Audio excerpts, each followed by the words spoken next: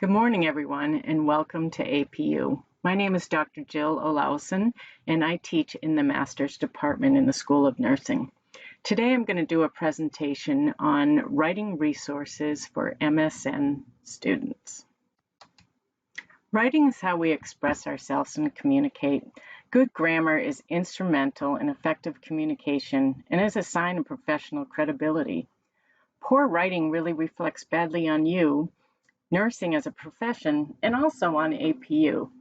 In this article I have up here on the slide, a nurse notes that some nurses were posting in a professional forum online, and they used poor spelling and grammar, and noted that this really damaged the nurse's reputation and also that of the profession. Writing accurately conveys meaning. So you can see in these examples here, just changing the comma a little bit can really change the meaning. So in this first meme here, we have let's eat grandma, and the other one, let's eat, comma, grandma. So let's eat, comma, grandma is when you're saying, hey, grandma, come and eat. The other one is where you would be having grandma for supper. Also, there have been stories about how there's been medical errors based on just the wrong use of a comma in a number when doing medication dosing. It is really shocking that the third leading cause of death is medical errors. One thing that can contribute to medical errors is communication. A report from a risk management agency reviewed over 23,000 cases and found that communication was responsible for errors in 30% of the malpractice cases. There is some variation in this communication failures due to the different clinical services. You'd see that 38% of all general medical cases involve communication. 34% were in obstetric cases, 32% in nurses' cases, and 26% in surgery cases. For many, many years now, nurses have been ranked #1 as the most trusted profession. It really is your professional and ethical duty to be able to communicate well. You should be able to contribute to positive patient outcomes and not cause negative ones. Our master's program here at APU is geared to providing you with the necessary didactic and clinical experiences that you will need to perform as master's prepared nurses.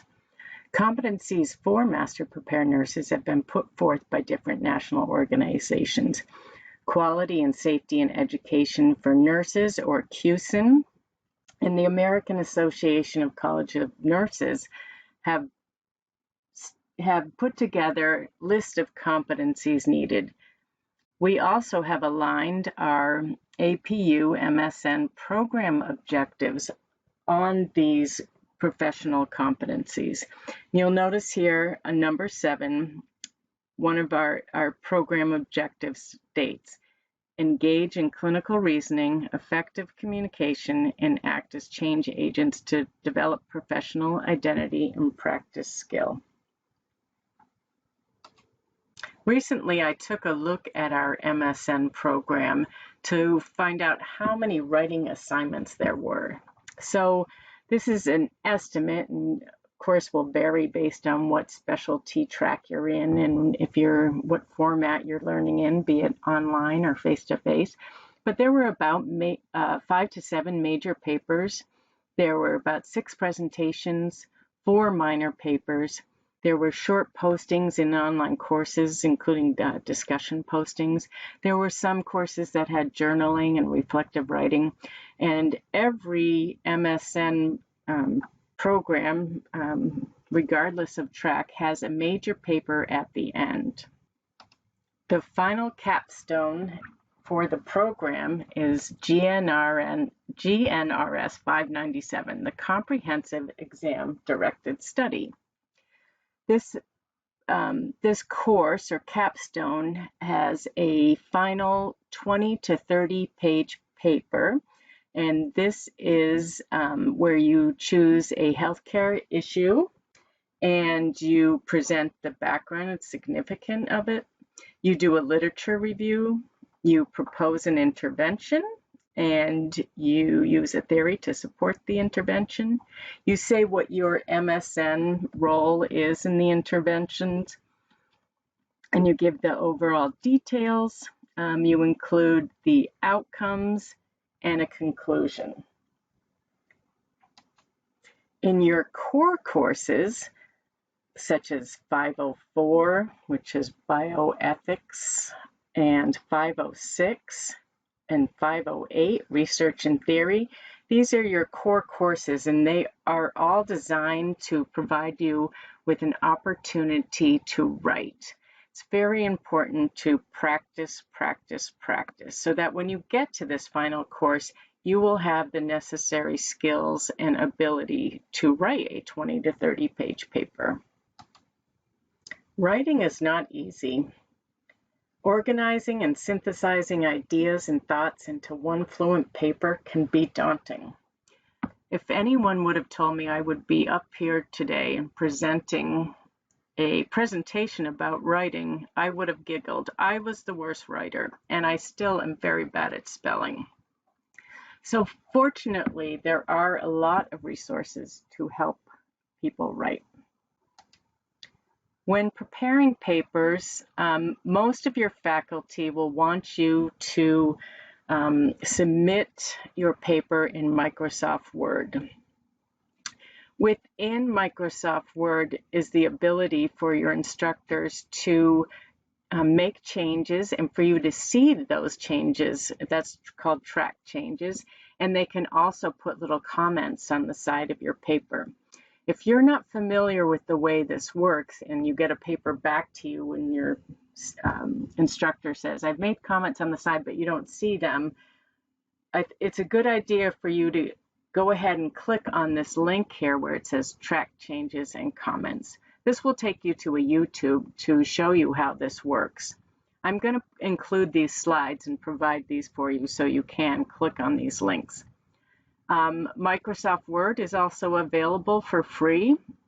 There's a link here that will take you to a website, and you can install Office 365. This is available to you the first day of class, so that will be on Monday. I have created some library and writing resources as well, and have added these to your Canvas orientation site. For online students, each of your courses should have a module 0, and that's where you'll find these library and writing resources. So let's review a couple of these resources. First of all, when you become a student at APU, you get an APU account, and this gives you access to the Google Suite or the G Suite of apps. These include Mail, Calendar, Google Drive, Google Docs, Google Slides, Hangouts. Those are all available by going to home.apu.edu, and that'll bring you to your dashboard. For my dashboard, all of these G Suite apps are at the bottom right-hand corner.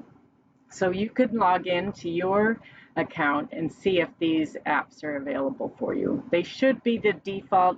If not, you can always email imtsupport@apu.edu, and they can have these show you how to put these here as defaults.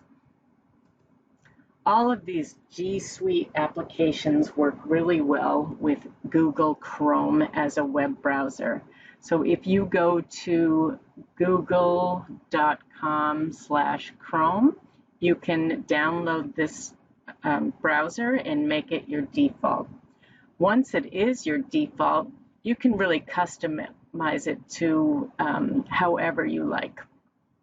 On this slide is actually my browser there, and I've added things like a dashboard, which brings me to my Canvas dashboard, and I have home.apu.edu. I have my inbox here.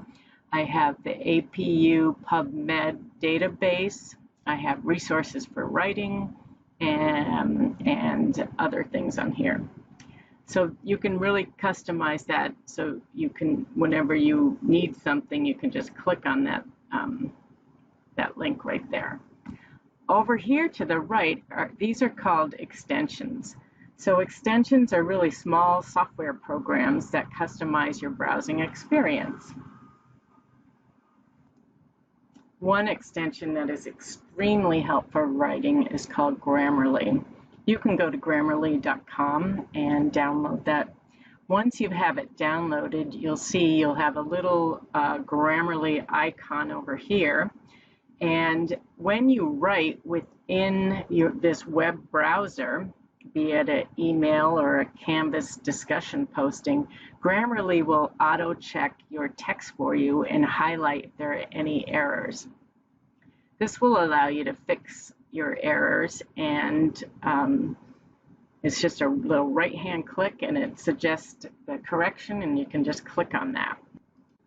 One quick note I wanted to add here is when you are communicating with faculty, you should use, when you're writing an email, you should use proper grammar and mechanics. So Grammarly can help you with this. In your email, make sure you include the purpose of your communication and what you would like the faculty's response to be. Also, some faculty allow you to text message them.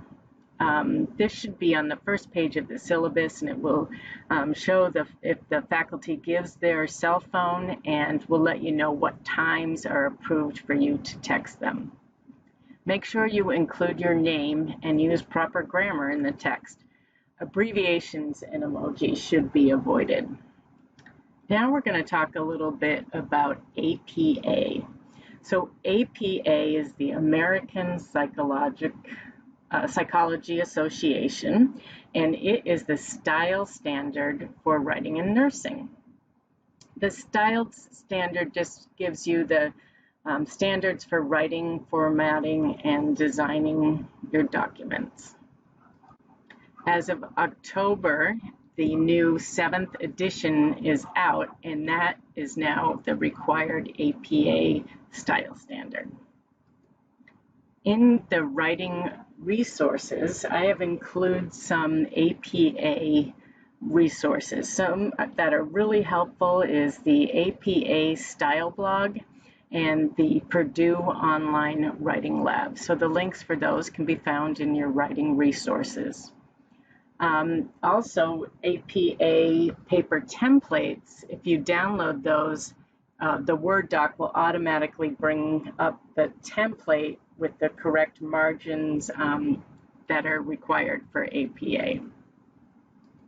If you're going to use Google Docs, there's also a template in there. So you would just go to the your drive and add a doc, and then right-hand click on that, and it should say choose templates, and then there will be one that says report in APA. And so you can click on that. It'll bring up a Google Doc with the APA format built into it. Other useful tools include citation management software. So the School of Nursing recommends EndNote, but there are others available. EndNote is available for free at that same download link that I have in the slide here. What these tools do is allow you to store articles and books, and then you can use these to automatically insert the reference and citation into a Word doc and a PowerPoint. I'm going to show you how you can add articles to EndNote. One way you can do this is by going to PubMed or some other database and finding the article. And this picture here is an example of PubMed. So if you find an article here and you click on that, you can then go to Send To, and then say Citation Manager and Create File, and that will automatically take that to your EndNote and insert it in your library. when you are writing in a Word document, you will see here that one of the tabs in Word will be EndNote, and this is 18. That's the most recent version. But you can click on EndNote 18 and either say go to EndNote, or if you already have your article highlighted, you can just click on Insert Citation, and it automatically puts it into your document and then creates a reference page for you. I'll just use my browser and do a quick demonstration of how to do this. So I already have EndNote installed on my computer, and if I go up to my APU PubMed and click on that, I have that set up so it goes right to the APU library database. So when I am searching things in here and there's text available, it will automatically bring that up for me. So let's say we want to search for an article here. Just maybe bring up one of my articles.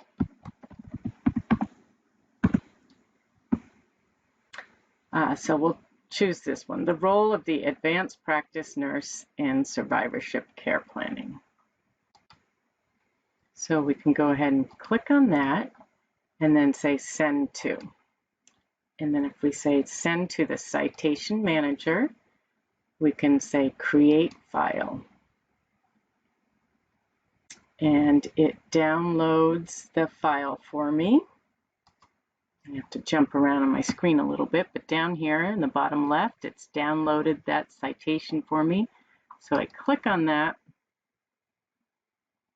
and it should bring up EndNote for me. So I just clicked on that and it automatically imported this to my library in EndNote. One cool thing with this is that if you have this set to APA edition or APA as your output style there, and you go to the preview window, a lot of times you can just go ahead and copy that and then paste it if you need to put that into a Word document that you're writing. One note of caution is that sometimes the name of the article or a book title will provide, it has some errors in it. As you can see here, it says the role of the advanced practice nurse. This is all capitalized, but in APA, only the first word of the title should be capitalized or proper nouns. So you just have to go in and change that yourself. So while this tool is magic, you have to watch out because there are some caveats. So now let's see if we can add this to a Word document. So I'll go down to the bottom left-hand corner and bring up a blank Word document.